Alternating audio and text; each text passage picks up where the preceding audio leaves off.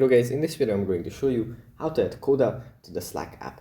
But before that, don't forget to subscribe and leave a comment down below, because at 10,000 subscribers I'm going to show you my whole YouTube revenue statistics and growth strategy.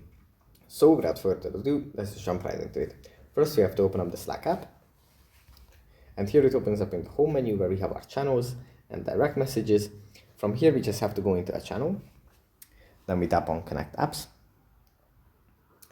And here in this section we have a list of different kinds of apps that we can connect. We just have to scroll to the bottom, and under the Brilliant Bots section we find Coda.